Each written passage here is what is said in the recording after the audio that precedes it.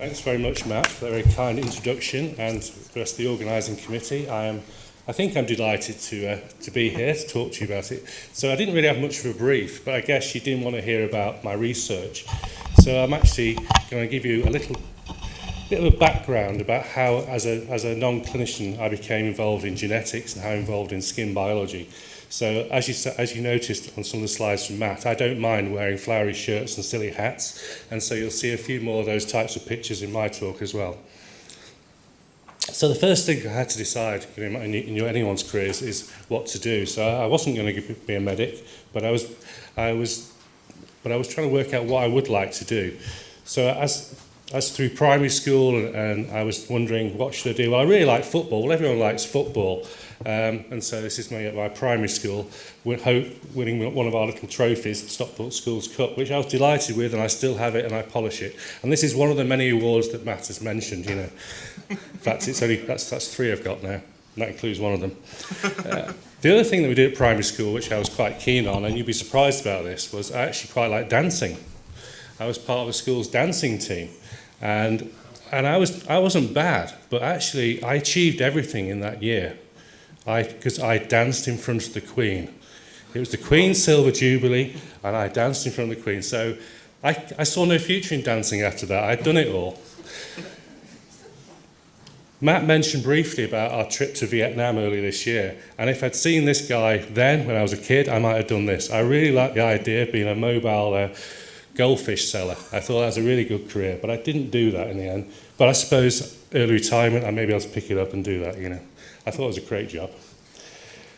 What I really wanted to be was, where I was brought up in the north of England, I was brought up on the edge of the Derbyshire Dales and the Peak District, which is absolutely gorgeous countryside. If you ever get the chance, please go up there.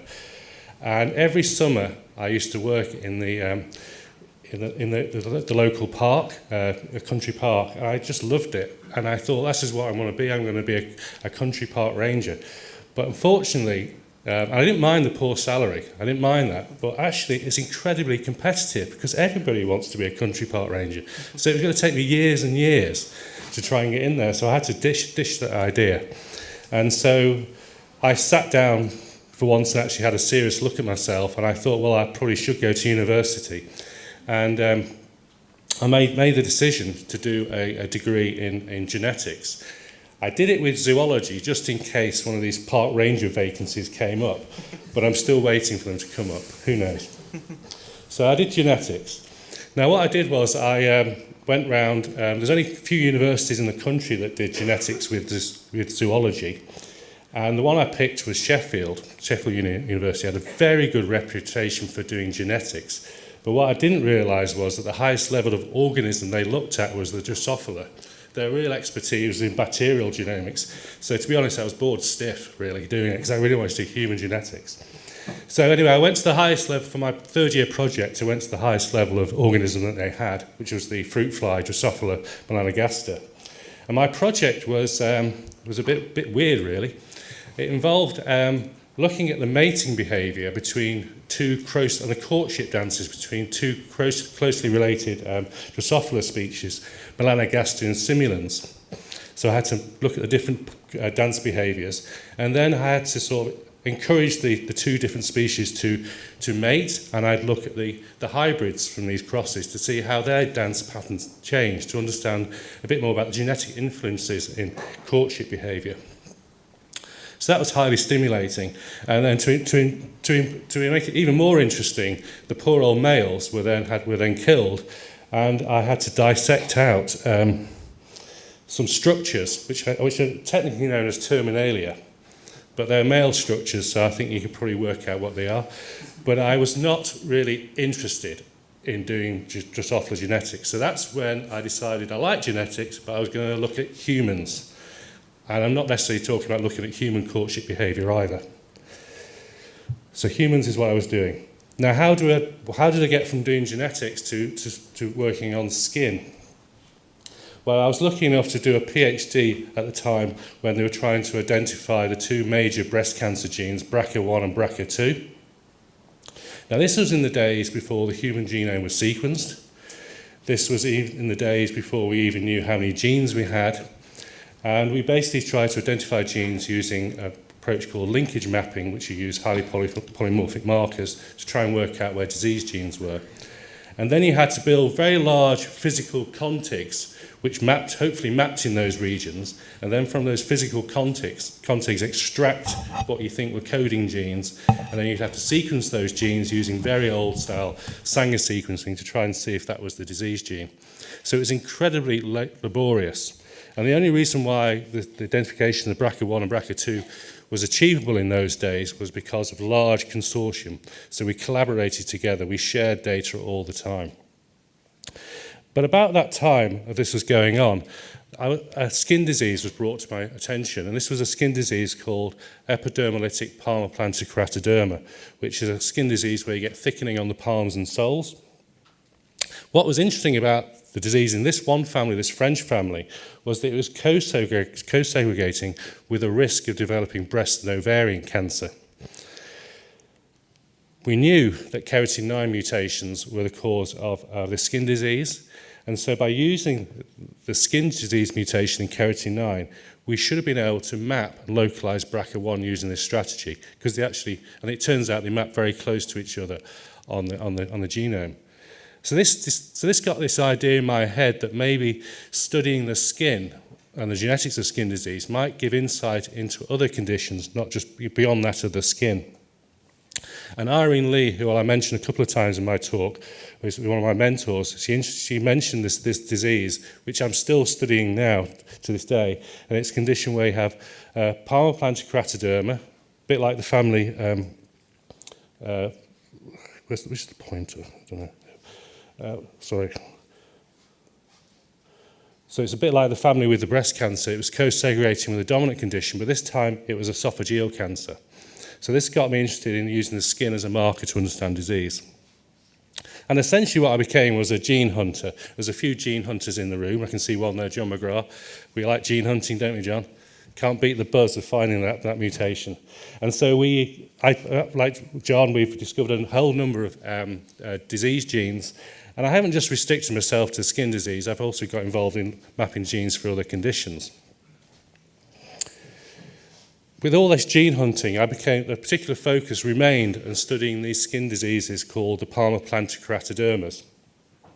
One reason is you get very distinct patterns of keratoderma on the palms and the soles.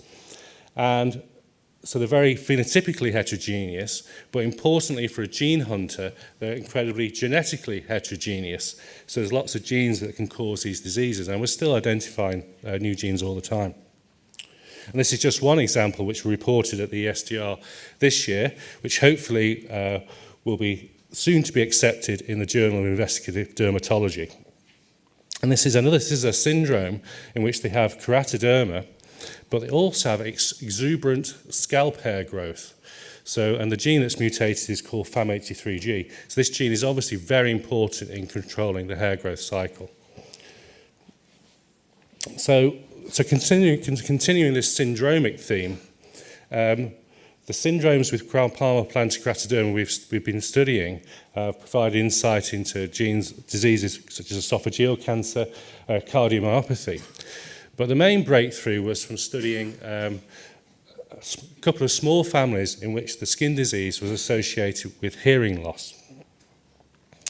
And basically, to cut a long story short, we identified that the cause of the dominant skin disease and hearing loss was due to mutations in a gene called connexin 26, which is a gap junction protein. And what we also realized was that was that recessive mutations in connexin 26 mutations just caused hearing loss. And actually turns out to be the major cause of genetic hearing loss worldwide. We decided that this was important enough to have a bash at Nature, and we were lucky enough to get published in Nature. I'm showing you here a picture of the physical letter. We actually got a letter that came through the post to say it was accepted. I'm not saying this is before the times of email. There was email then. but it was actually quicker to send it by post, I believe. But anyway, so that's what we got. But that was a moment, which was a great moment. And I did this with my colleague Howard Stevens, who's in the top sort of right of the picture there. And here's because his grandfather invented the first hearing aid, and that's Howard sort of, improving his hearing. And the picture at the bottom is showing how important companies have been important in moving genetic studies forward, and Applied Biosystems used our paper to highlight the fact that the new sequencing technologies that were being developed were very useful in identifying disease genes. So that's sort of a little bit about my sort of scientific background. Because it's a Future Leaders Symposium, I wanted to talk a little bit about my other aspects of my career, how I actually got to where I was, and some of the key events that were important, and hopefully they will highlight some of the things that you guys should think about in your careers.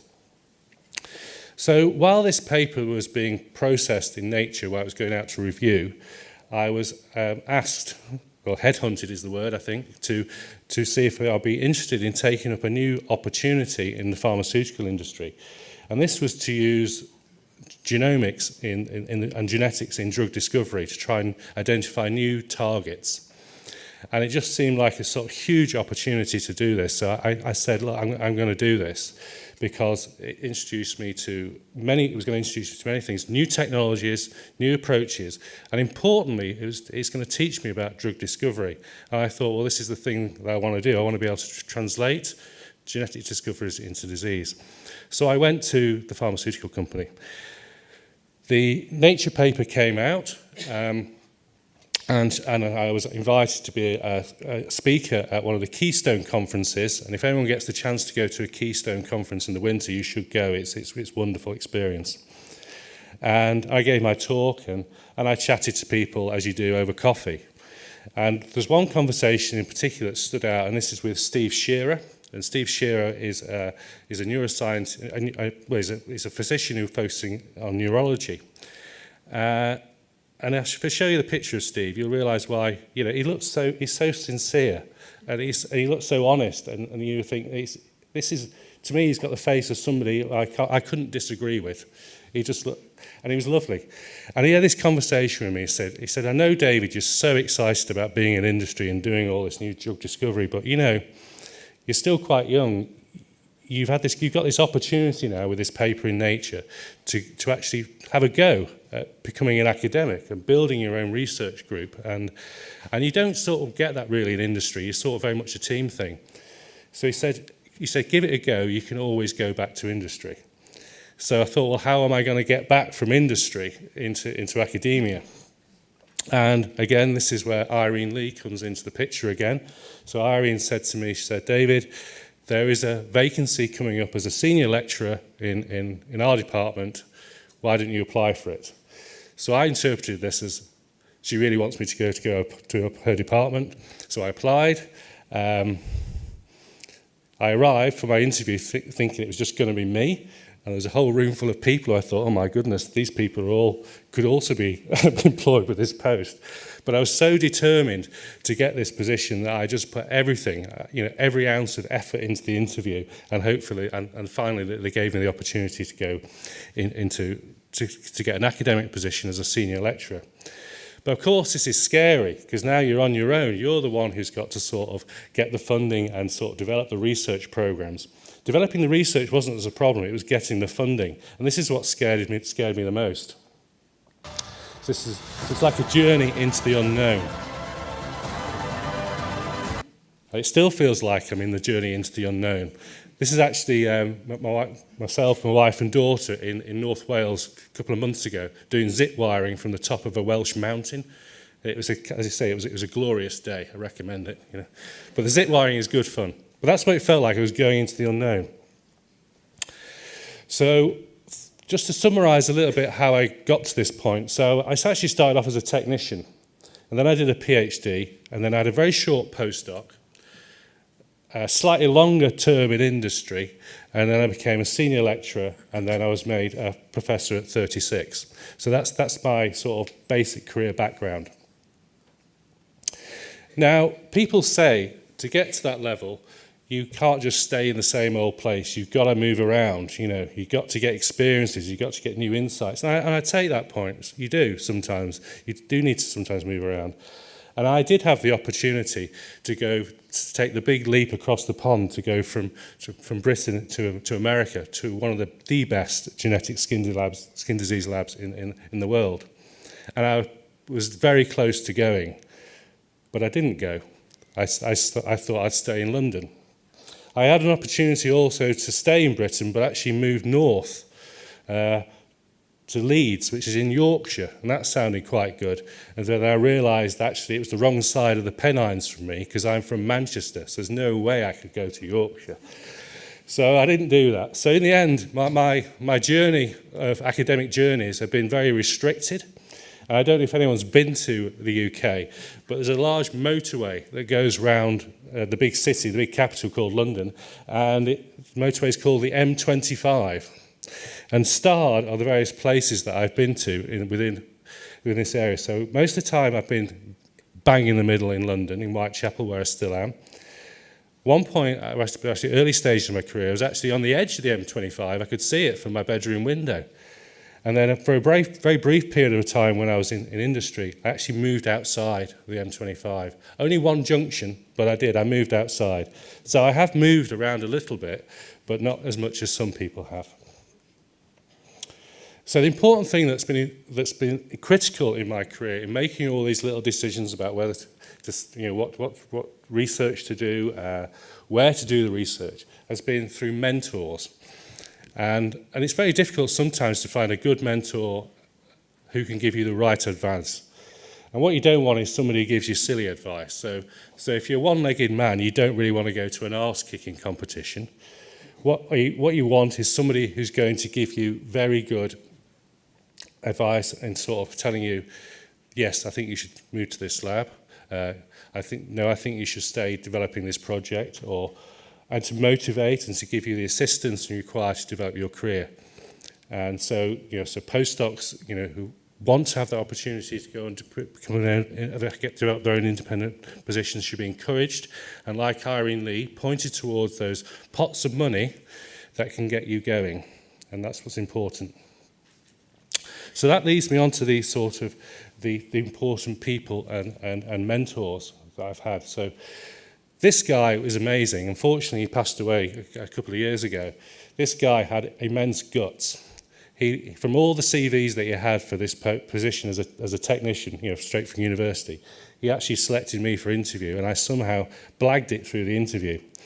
And he put up with me for, I reckon, about 6 months in the lab because I was absolutely useless. I was a liability, because all I've been doing is watching fruit fly having it off. So I hadn't really done much, and I was expected to do all this other stuff. So it was a real steep learning curve. And he stuck by me, and he didn't sack me. If I was him, I would have sacked me, but he didn't. He kept by me. And the other person who was really important was Professor Thomas Lindell, who was head of the laboratories where I was working in with Nigel. And he recently was awarded the Nobel Prize for his seminal work on DNA repair. And he allowed me to do a PhD while I was a technician. This lady, of course, I've already mentioned, is Irene Lee. So Irene has supported me through many steps in my career, from my postdoc, coming back from industry, first academic appointment, pointing me towards those grants which will which people don't really know about, but the ones that if you're in the know, you can say you can apply for this money here. And that gives you a technician or a postdoc to help build up your lab. So it's having this breadth of knowledge of where the funding opportunities are. I think that's something that's really critical for a mentor. The other person who was really important was when I was starting this work on skin diseases. Obviously, I'm not a dermatologist, so I was relying on getting material from dermatologists. And Howard Stevens was doing a PhD about the same time as me, and his PhD was quite linked into what I was doing. So he was traveling the world, collecting material, DNA, from all these interesting families with these skin diseases, so we could do the genetic studies on. And so he's made an amazing contribution to my early stage of my career. And of course, latterly, I've been working with Professor Adele O'Toole, who will be joining the ESDR board this year as well. So Adele works the same institute as me, and we've had a long-term collaboration studying genetics of skin diseases. Now, the other thing is important. Once you've sort of established your lab, you need to have somebody there to sort of keep things going, to have some sort of knowledge. Because if you just lose a postdoc every year, the next postdoc will sort of try and reinvent the wheel, things that have already been done before. So it's been really important that Diana Bladen has been in my lab for the last number of years, because she allows this continuity. I'm probably embarrassing her deeply now. Allows this continuity and also major contributions to some of the key papers. So that's important. So now Diana is now forging ahead with her own independent career, hopefully, as a non-clinical lecturer. So those are sort of things that are important. But remember, research can be a little bit up and down, so it's not going to run smoothly. So we're also doing some whitewater rafting. Recommend that as well. So, where are we? So to maintain your position in academia, you obviously need grant funding. And you're always going to need grant funding. Even when you get your grant, you think, well, okay, I've still got to get more grants funding in a year's time. So you still have to always prepare yourself for grants. And it's I used to find it the most frustrating and boring part of research. It used to drive me mad that I used to have to ask for money. It just was a huge distraction. But actually, over the years, I've realised actually it's quite helpful writing grants, because what it does is it focuses the mind. It thinks about the key experiments. It thinks about the way you should try and sell your science as well. So I would stick with it and work quite hard on your grant applications. And whatever you do, don't leave them to the last minute. Plan them well in advance. And I would also suggest that you get your respective peers and mentors to read your grants well before submission. It's much better that they are critical than the reviewers and grant funding body, because they're the ones who make the decisions. So you want to get it as polished as possible. So to get grant funding, I think one of the best things to do is that when you have that really nice paper that's come out, you don't just sit back and party for the next 3 months. This is when the hard work almost starts. This is your building block for getting your next big grant. This is because the grants funding body, no matter what they say, they always like to see a grant application with a good paper behind it. The other thing I've also learned is that even though you think you can do everything, you may be able to, but unfortunately the reviewers don't always think that. So it's always important to think about who will be a good collaborator on my grant? Who's the one would strengthen this proposal? Who's the one would counteract this reviewer's perceived missing expertise? So I think that's critical. The other thing I think, particularly when you're starting off, is to put the time and effort into these small grants, even though they may only be 10,000 euros or whatever.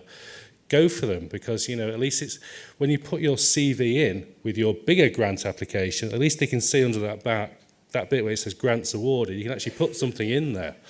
And of course, these small pots of money can be very useful for some bespoke experiments that which you wouldn't be able to do otherwise. And I also think PhD projects are also a good way of providing this strong seed data. This is a cartoon describing a scientist who spent their whole life working on one thing. And fair enough, I think sponges are probably very interesting to work on. And yes, they probably are very absorbing. But they may be absorbing to you. But there comes a point where the grants panels and the scientific community think, I've had enough of sponges. I've absorbed enough on sponges. I'm sick to death with sponges, And so what you have to do is you have to say, I'm not working on sponges anymore because I'm not getting any grant funding. You have to sort of change your direction. And for example, even though I love gap junctions in Connexin 26, there came a point where I couldn't work on that anymore, because even though I thought my work was lovely and wonderful, the grants panel had moved on. So you have to sort of be adaptable.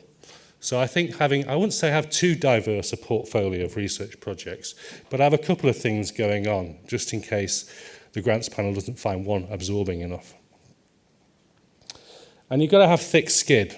There are many times I've looked like this. Actually, not many times, but I only look like this very transiently when I get the Wellcome Trust tell me yet again that I didn't get my investigator award.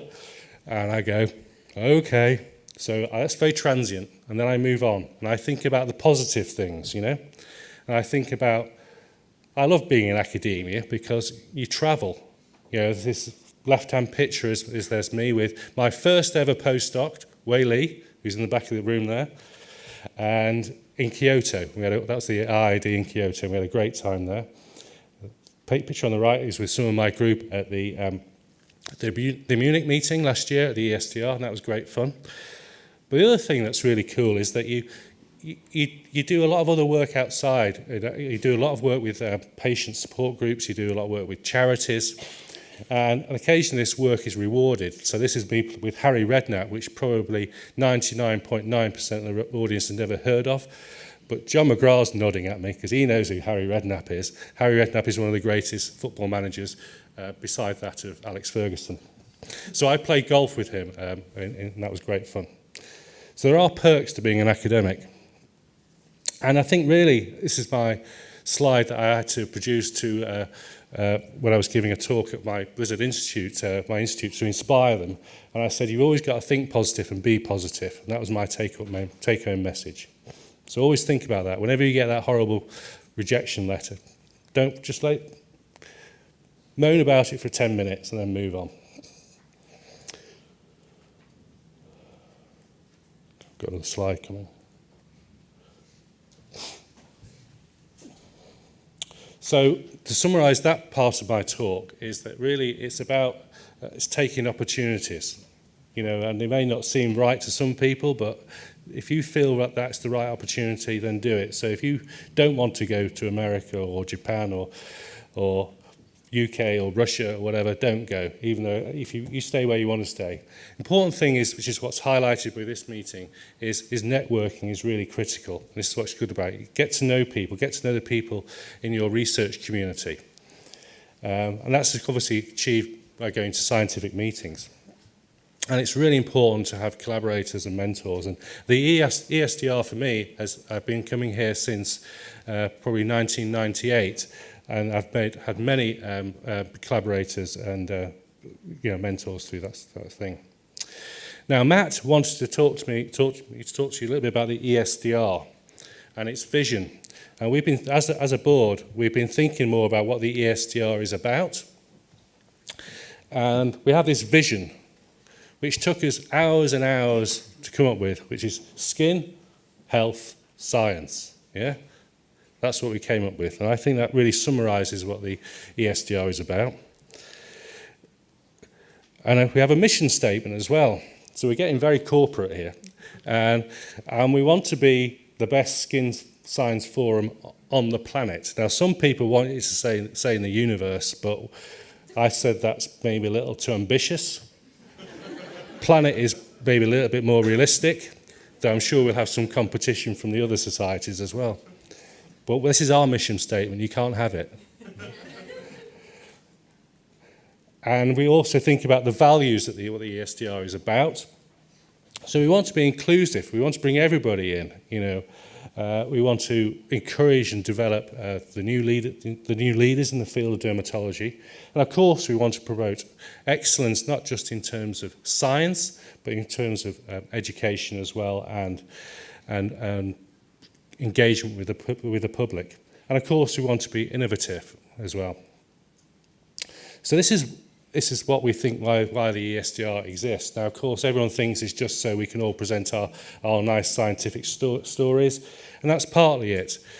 But we also want to be a forum where we can sort of help facilitate skin research.